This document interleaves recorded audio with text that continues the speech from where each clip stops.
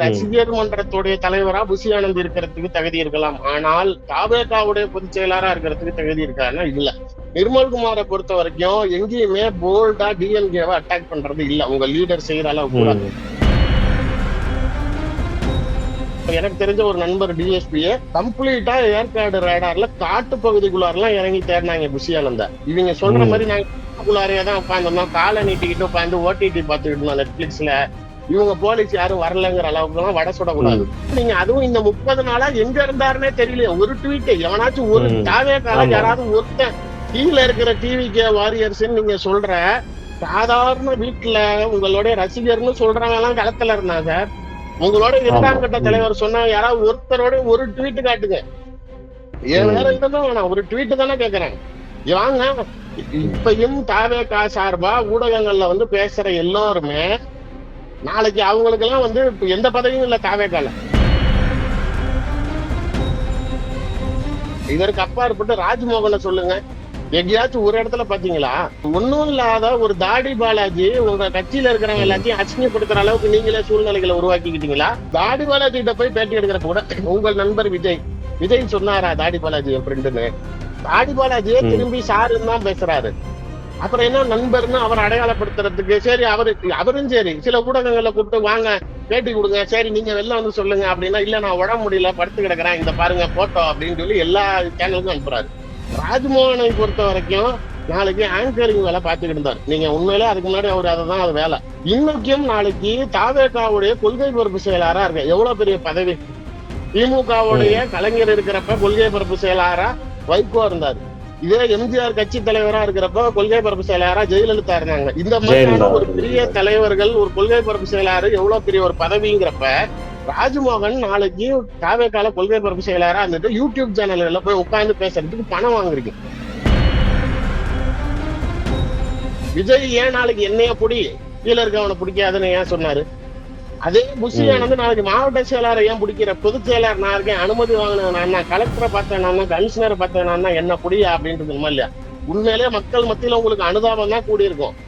என்ன உங்களுக்கு இதே உங்களுக்கு பதவி கொடுக்குறோம், துணை முதலமைச்சர் கொடுக்குறோம், இல்ல பாண்டிச்சேரி முதலமைச்சர் கொடுக்குறோம்னா புஷி ஆனந்துக்கு இனிக்குமா?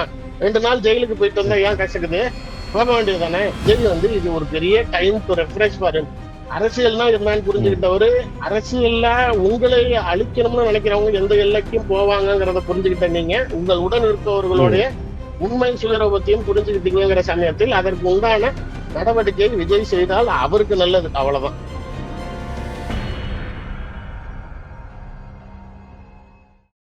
நீங்க ஆதவ அர்ஜுனாவை பொறுத்த வரைக்கும் அவர் அந்த ரோல கிளியரா பிளே பண்ணிருக்காரு. அப்படி டெல்லிக்கு போறதா இருக்கட்டும், நல்ல சீனியர் கவுன்சிலர் வைக்கிறதா இருக்கட்டும், ஜுடிஷியரி சைடா நம்ம என்ன அடுத்தது மூவ் பண்ணணும்னு நினைக்கிறதா இருக்கட்டும், யாரை கன்சல்ட் பண்ணணும், யாரை பிக்ஸ் பண்ணணும், எங்க டிஸ்கஸ் பண்ணணும், அரசியல் லாபிகளே பண்ணாலும் யாரை இந்த நேரத்துல அணுகணுங்கிறத he played his role very well. அப்படிங்கிறப்ப அவரெல்லாம் நாளைக்கு நம்ம குறை சொல்ல முடியாது. ஆனால் புஷி ஆனந்த குறை சொல்ல முடியுமானா சொல்லிதான் ஆகணும். ஒண்ணு.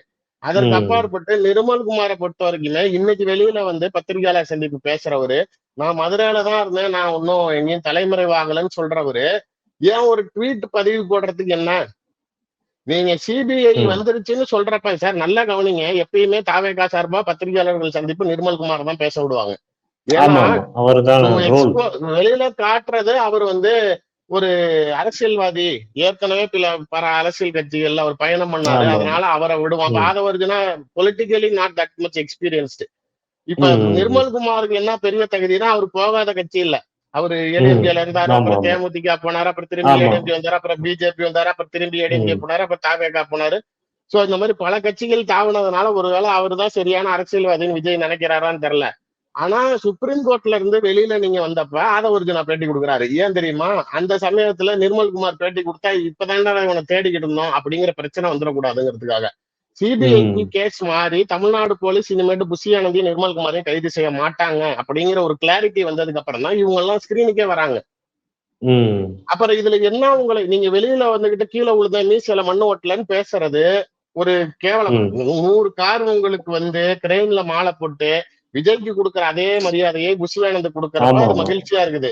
ஆனா நீ சிறைச்சாலைக்கு போடா அப்படின்னு உன்னை வந்து போலீஸ் தேடுது அப்படின்னா நீங்க ஓடுனா இது எந்த வகையில நாளைக்கு இது வந்து ஒரு அரசியல் கட்சி தலைவருக்கு ஒரு தகுதியான ஒரு விஷயமா பார்க்கப்படுதான்னு தான் பார்க்கணும். நீங்க வந்து ரசிகர் மன்றத்துடைய தலைவரா புஷி ஆனந்த் இருக்கிறதுக்கு தகுதி இருக்கலாம். ஆனால் தாவேகாவுடைய பொதுச் செயலாளரா இருக்கிறதுக்கு தகுதி இருக்காருன்னா இல்ல. நிர்மல்குமாரை பொறுத்த வரைக்கும் எங்கேயுமே போல்டா டிஎம்கேவை அட்டாக் பண்றது இல்ல. உங்க லீடர் செய்யற அளவு கூட. நாளைக்கு வந்து பத்திரிகையாளர்கள் சந்திப்பை கையாளுவதற்கு சரியான ஆள்னு நினைக்கிறாங்களே தவிர, but is he handling in good மேனர்னா என்னைய பொறுத்த வரைக்கும் கிடையாது. எந்த கேள்விகளுக்கும் அவர் பெருசா பதில் கொடுக்கறது கிடையாது. இன்னைக்கு நடந்த பத்திரிகையாளர் சந்திப்புல கூட கேட்கறப்போலாம் விசாரணையில இருக்கப்ப எதுவும் பேசக்கூடாது, சிபிஐல இருக்குது பாத்துக்கலாங்கிறாரு. இது ஒன்றும் பெரிய விஷயம் இல்ல. ஒருத்தவங்க சொல்றது ஓபன் அப் பண்ணி நீங்க பேசணும், மக்கள்கிட்ட சில விஷயங்களை கொண்டுட்டு வரணும். அது எதையுமே அவர் கிளியரா பண்ணல.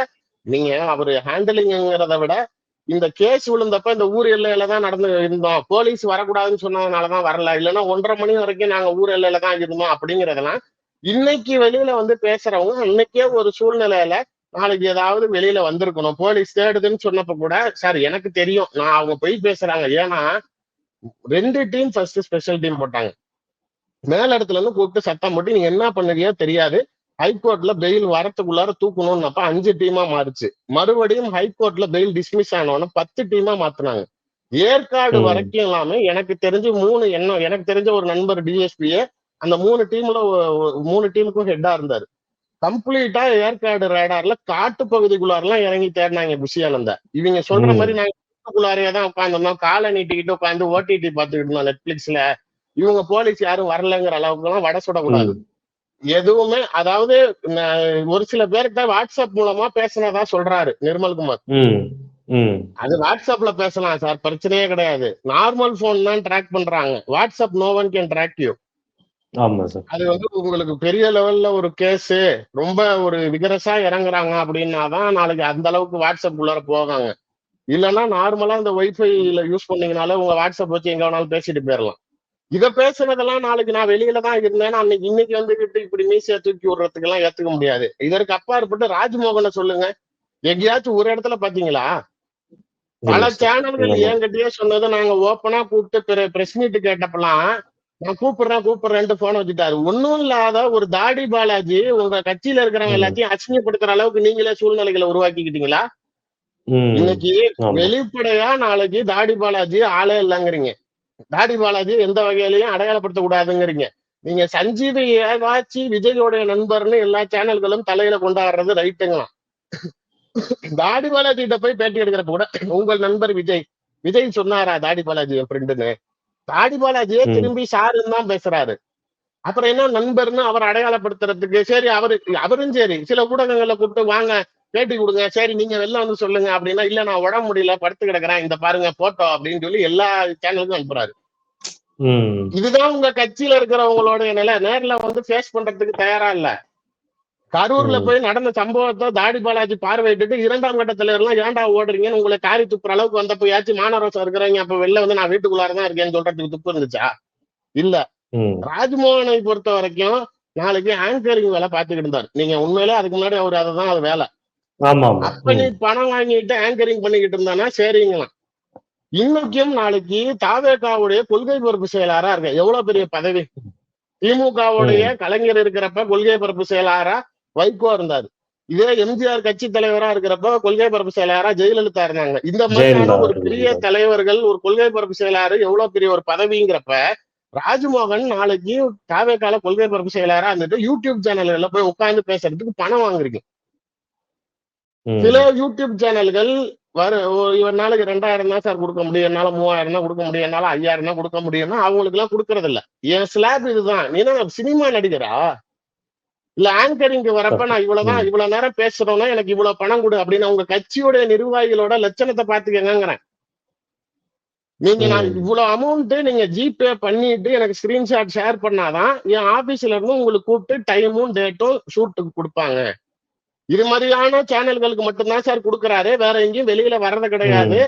சம்பவங்கள் ரொம்ப கிரிட்டிக்கலா இருந்தா வர்றதில்ல. நீங்க அதுவும் இந்த 30 நாளா எங்க இருந்தாருன்னே தெரியல. ஒரு ட்வீட் எவனாச்சும் ஒரு தாவேகால யாராவது ஒருத்தன் கீழே இருக்கிற டிவிகே வாரியர்ஸ் நீங்க சொல்ற சாதாரண வீட்டுல உங்களுடைய ரசிகர்னு சொல்றவங்க எல்லாம் களத்துல இருந்தா சார். உங்களோட 2ஆம் கட்ட தலைவர் சொன்ன யாராவது ஒருத்தரோட ஒரு ட்வீட் காட்டுங்க. ஏன் வேற எதுவும் வேணாம், ஒரு ட்வீட் தானே கேக்குறேன்.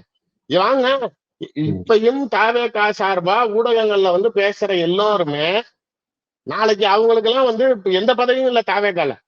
ஒருத்தர் சமீபத்துல நான் ஒரு பேர் குறிப்பிட விரும்பல, ஒருத்தர் தொப்பி போட்டு கூட ஒருத்தர் இருப்பாரு, தாவேகா ஆதரவாளர்னு சொல்லி பேசிக்கிட்டு இருந்தாரு. நீங்க மதுரை மாநாட்டுல எல்லாம் கூட அவரை மேல ஏத்துனாங்க விஜய் மாநாட்டுல. இப்ப திரும்பி கடைசியா பார்த்தா கீழே காங்கிரஸ்காரன்னு போட்டு இப்ப சேனல்ல பேட்டி கொடுக்க ஆரம்பிச்சிட்டாரு. அதாவது எனக்கு தாவேகாக்கு சம்மந்தமே இல்லைன்ட்டாரு. பிரச்சனைன்னு வந்தோடனே அப்பா உனக்கு வேற கடையில ஜாமான் வாங்கி தரேன்ப்பா அப்படின்னு சரிப்பா அப்படின்னு வடிவேலு கஸ்டமரா மாடுவாங்க அந்த காமெடியில. அது மாதிரி நீங்க மாநாட்டு மேடைகள் ஏற்றிய உங்களுடைய அங்கீகரிக்கப்பட்ட தலைவர்னு சொன்ன ஒருத்தர் அடுத்த நிமிஷம் தான் பேரு கீழே ஊடகங்கள்ல பேட்டி கொடுக்குறாரு. ஆனா கீழே காங்கிரஸ்காரன்னு போட்டு பேட்டி கொடுக்க ஆரம்பிச்சிட்டாரு.